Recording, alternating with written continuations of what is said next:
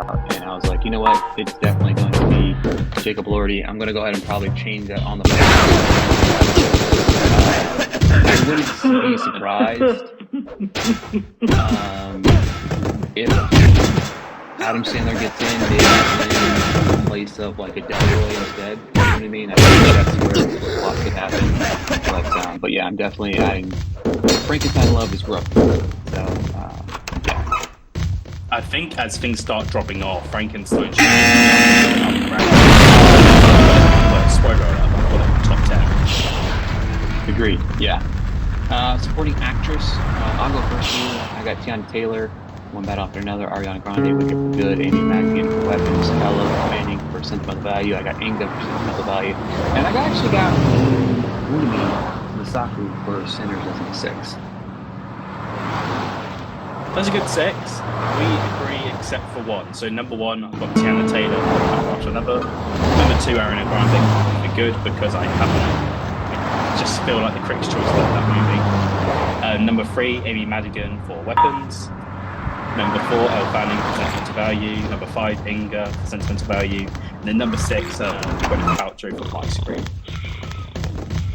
One thing, as somebody that has seen Marty Supreme, how do I word this? If Gwyneth gets a nomination, it's almost again, I love Marty Supreme checking boxes. Nobody outside of Marty, or outside of Timothée Chalamet, deserves even consideration for nomination. That's just how Could Kevin O'Leary? Could Kevin O'Leary surprise and start popping up? No, I don't think he plays Kevin O'Leary in the movie, and I don't think it's that great of a performance. I really don't. He has like one or two like really strong scenes, but I don't feel like it's something that's like, you know what I mean? Like, I just feel like the category to me for supporting is so strong that on both sides, really, both actress and actor supporting is really strong compared to some of the other categories, in my opinion. You know what I mean? But I don't feel it. I don't feel it. I don't feel like it. I just feel like if it gets the love, it's just because people are checking boxes, and I hate that. I agree. So many better choices. I just feel like there's so many better choices. But then, do you also think though that the whole Kevin O'Leary, he's in a really good movie and he does a good job? That again, I'm just pontificating. I don't think I'm not disagreeing with you. I think there's a possibility just based off of what we're talking about is the checking the boxes. That's why I think Gwyneth is. Gwyneth's talking about something big. They like Gwyneth. Gwyneth's been there. All those things. Gwyneth over a Wunmi, you know, or even a Inga, some names that aren't so familiar. You start to check those boxes and it starts to make sense. Because you got to remember for Critics' Choice as well, though, you only get 3 picks. Okay? You only get 3 picks. Right. So, my thing is, in my opinion, nobody in the 3, like, all of the performances we mentioned, all 6 of them are better than both, or 5 of them, if you consider what we consider right now the Oscar 5, maybe. The Inga, or Wunmi, Ariana, that's considered the Oscar 5 in there, but those performances, I don't see how you can live in a world where those people are in my top 3, because I don't feel like those performances are, you know what I mean? But again, I'm just one person voting in the world, but it's also like, again, I really love Marty Supreme, so Marty. It's just how it goes. So it is often how it goes, especially when I hate to say it, but some voters who maybe don't take it as seriously as they probably should, or don't watch as many movies as they should, they're just going to think of the few movies that they love and it will just start just going through the motions. But that being said, though, on to kind of speak on the other side of my mouth, if somebody's only got 3 options, you'd hope they make the most of those 3 and pick the ones that actually deserve it. Totally agree 1,000%. Let's move on to Best Actor. You know what I mean? Go ahead. I'll let you go first with actor. I've been doing it the other way around, actually. So I'm going to start going from 6 to 1 now. Like it should be. So number 6, a lot of people disagree with me on this, and I'm partially doing it to satisfy my own ego, but I do think it could happen. And if it's anywhere, then if it's going to be anywhere, then it will be here. So number 6, we've got Dwayne "The Rock" Johnson for The Flashing Machine. Number 5, I've gone with Jesse Plemons for Begonia. Number 4, I've gone with Ethan Hawke for Blue Moon. Number 3, Michael B. Jordan for Sinners. Number 2, Leonardo DiCaprio for Batman Another. Number 1, Timothée Chalamet for Martin Scream. Not controversial. I think Critics' Choice. I think the Golden Globes are both gonna go Leonardo DiCaprio, and I think SAG and the Oscars. That's how I feel.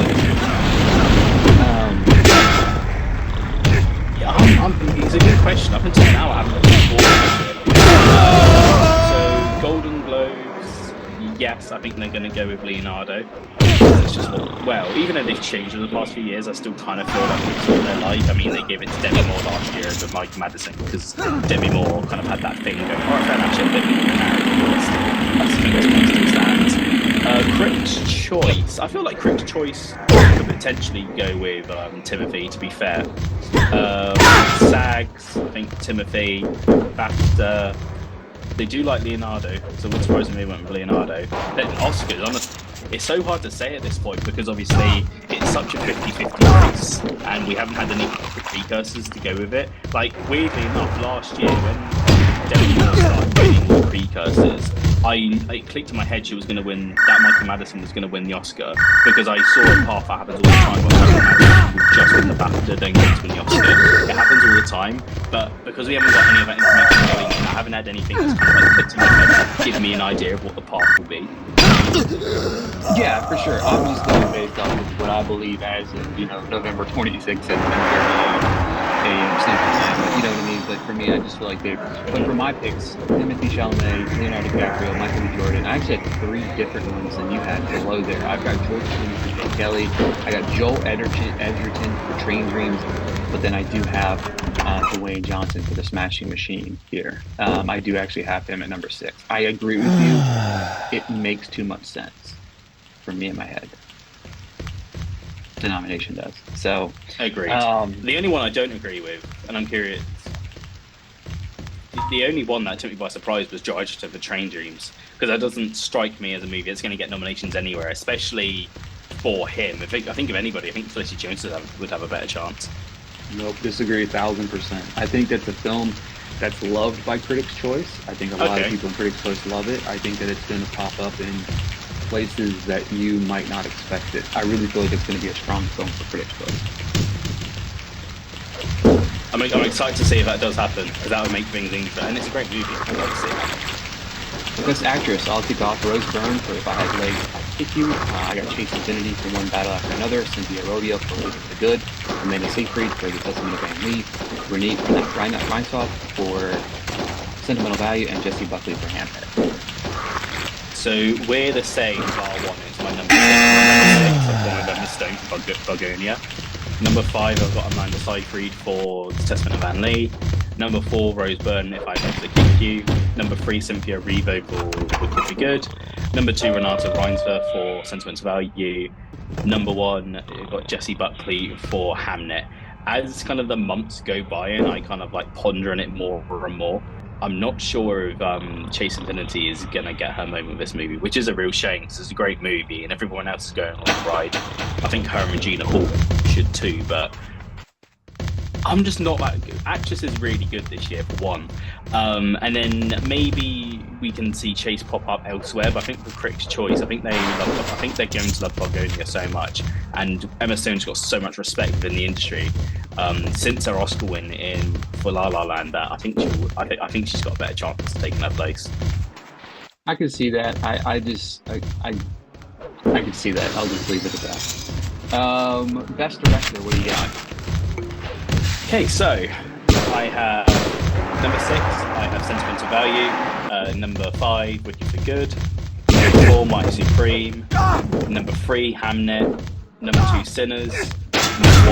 Number 1, One Battle After Another. Now, just want to say quickly, I probably wouldn't have John Chu in for Wicked for Good, considering that it hasn't been anywhere near as well reviewed as the first one. But they gave him the win last year.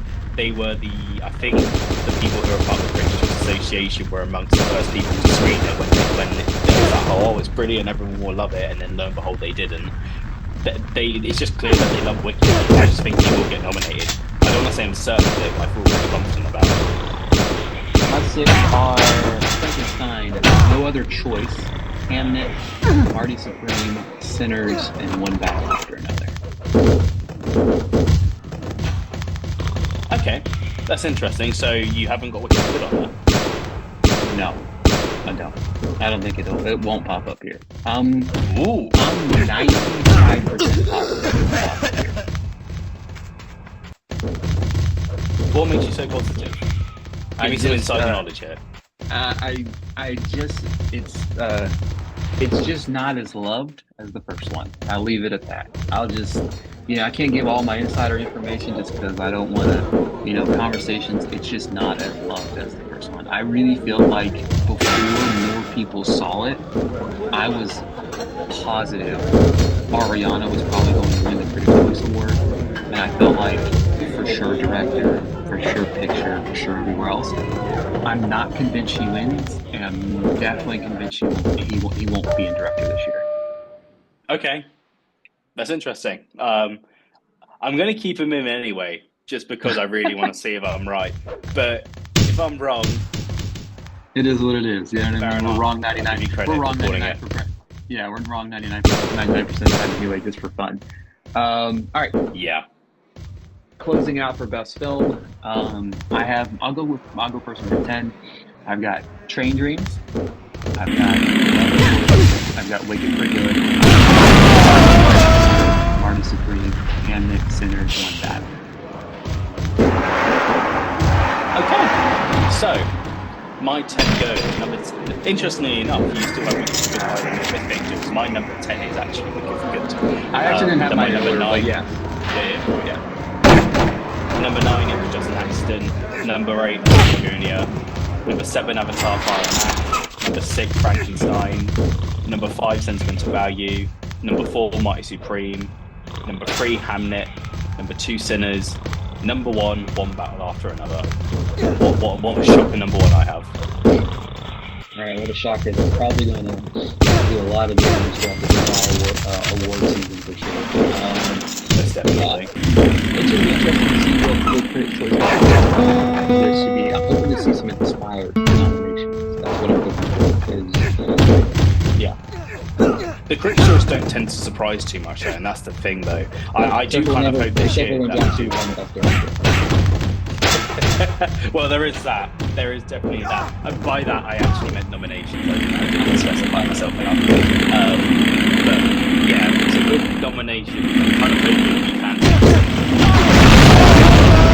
picked, even if they don't show up anywhere else in the throughout the season. It would just be nice to see some things that get recognition. Just you're the Critics' Choice, man. Exactly. So, but yeah, that is it for this week's episode of the Essential Podcast. We will be back. I think our next episode might be focused on the nominations. I think that'd be a good podcast of doing breaking down both maybe Critics' Choice and Golden Globe nominations together. But we'll get together. We'll talk about that soon. But thank you guys so much for tuning in. We'll be back very soon. See you later, folks.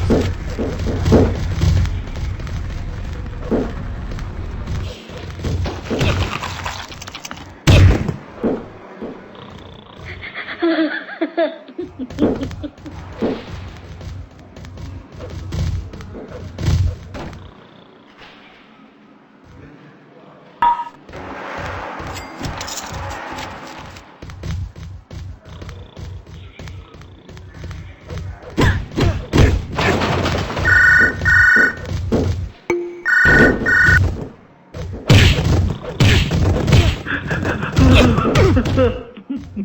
ha!